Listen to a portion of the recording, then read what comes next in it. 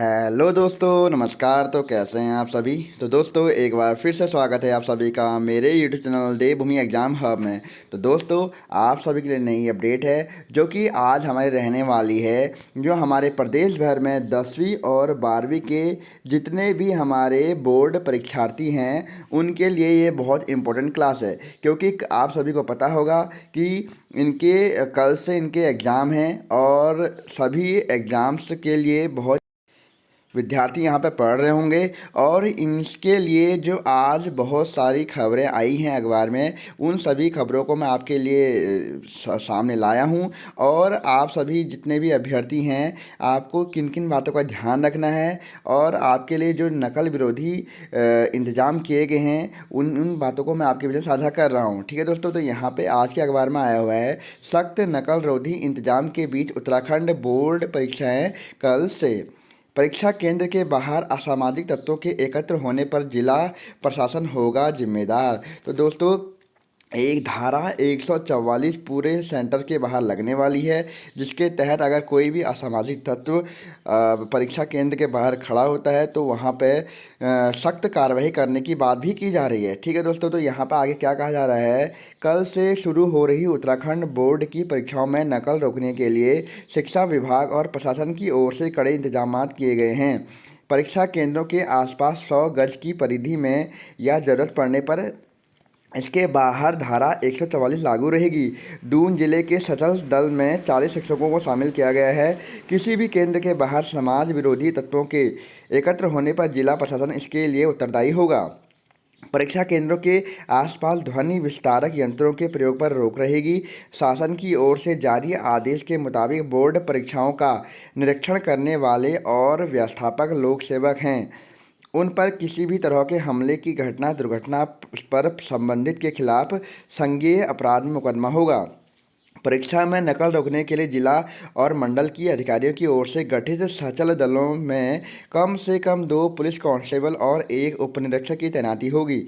आदेश में यह भी कहा गया है कि परीक्षा केंद्रों में बाहर से कराई जाने वाली नकल की रोकथाम के सेक्टर मजिस्ट्रेट उत्तरदायी होंगे। किसी केंद्र में सामूहिक नकल की सूचना होने पर इसका संदेह होने पर प्रश्न पत्र बदले जाएंगे या उस पाली की परीक्षा रद्द कर दी जाएगी। परीक्षा के दौरान मजिस्ट्रेट व पुलिस के वरिष्ठ अधिकारी परीक्षा केंद्रों का आकस्मिक निरीक्षण करेंगे।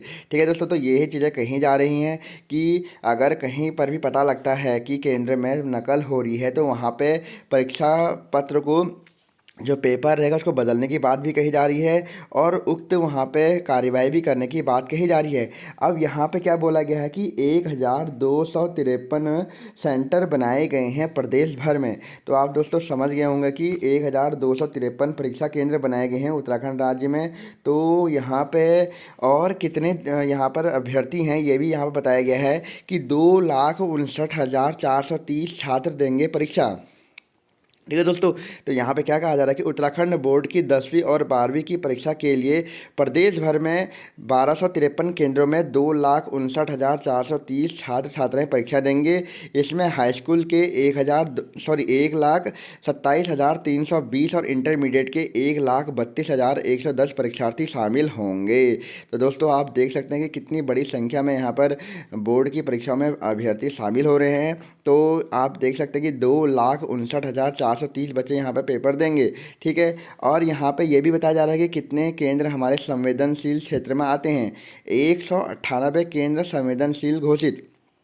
उत्तराखंड बोर्ड परीक्षा के लिए 198 केंद्र संवेदनशील और 15 अति संवेदनशील क्षेत्र घोषित किए गए हैं।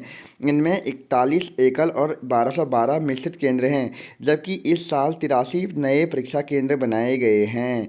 ठीक है दोस्तों, तो आप समझ रहे होंगे कि इसमें 198 केंद्र जो हैं संवेदनशील हैं।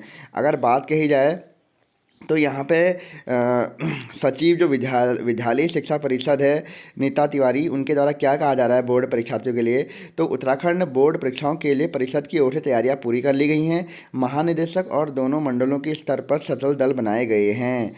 नीता तिवारी, सचिव विद्यालयी शिक्षा परिषद रामनगर। तो इनके द्वारा भी बताया जा रहा है कि यहाँ पर जितनी भी बोर्ड के लिए जो तैयारियाँ होती हैं वो पूरी कर ली गई हैं। और अब यहाँ पर जो खबर आई है वह है दिव्यांगों, जो दिव्यांग छात्र हैं उनके लिए। तो यहाँ पर कहा जा रहा है कि दिव्यांगों को मिलेगा 20 मिनट का अतिरिक्त समय। उत्तराखंड बोर्ड की कल से शुरू होने वाली परीक्षा में दिव्यांग परीक्षार्थियों को प्रश्न पत्र हल करने के लिए 20 मिनट का अतिरिक्त समय मिलेगा। नेत्रहीन व शारीरिक रूप से दिव्यांग छात्र छात्राएं परीक्षा में श्रुत लेखक की सेवाएं भी ले सकते हैं। तो यहाँ पर कहा जा रहा है कि उन्हें 20 मिनट का अतिरिक्त समय मिलेगा और वे श्रुत लेखक की सेवाएं भी ले सकते हैं। और यहाँ पे ये भी कहा जा रहा है कि 580 दिव्यांगों में से 86 को मिलेगा सूत्र लेखक। तो यहाँ पे जो 580 दिव्यांग हैं इस बार बोर्ड परीक्षा में, उसमें से 86 को यहाँ पे सूत्र लेखक मिलने वाले हैं। ठीक है दोस्तों, तो सूत्र लेखक क्या होता है कि सुनकर जो लिखने वाला सहयोगी होता है, जो कि वो बोलेंगे और उसके बाद जो लिखने वाला उनके साथ में रहेगा वो उस पेपर को लिखेगा। ठीक है दोस्तों, उसको सूत्र लेखक कहा जाता है।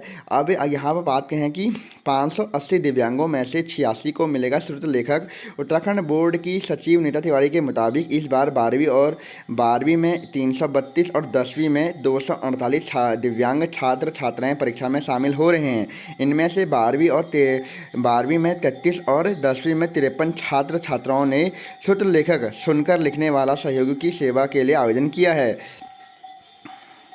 ठीक है, तो बोर्ड की सचिव के मुताबिक संबंधित छात्र छात्रों से एक कक्षा नीचे वाले को श्रुत लेखक बनाया जाता है। तो मैं आपको बता दूं कि जो श्रुत लेखक बनता है, जैसे कि अगर मान लीजिए कि 10वीं का छात्र है तो वह 9वीं के छात्र या छात्रा को श्रुत लेखक बनाएगा। ठीक है दोस्तों, तो यहाँ पे इतनी चीज़ें यहाँ पर कहा जा रहा है बोर्ड परीक्षाओं को लेकर के। तो दोस्तों, और जितने भी हमारे यहाँ पर अभ्यर्थी हैं, जितने भी छात्र छात्राएँ हैं बोर्ड परीक्षा वाले, तो उन्हें अपना इस समय पेपरों के लिए बहुत पढ़ने की आवश्यकता है और अपना पेपर को अच्छे से देने की आवश्यकता है। ठीक है दोस्तों, तो आपके जो कल से आयोजित हैं बोर्ड परीक्षाएं, उनके लिए आपको ऑल द बेस्ट और आप अपनी परीक्षाओं को अच्छे से दीजिए। ठीक है दोस्तों, तो आज की वीडियो में इतना ही। ओके, थैंक यू, धन्यवाद।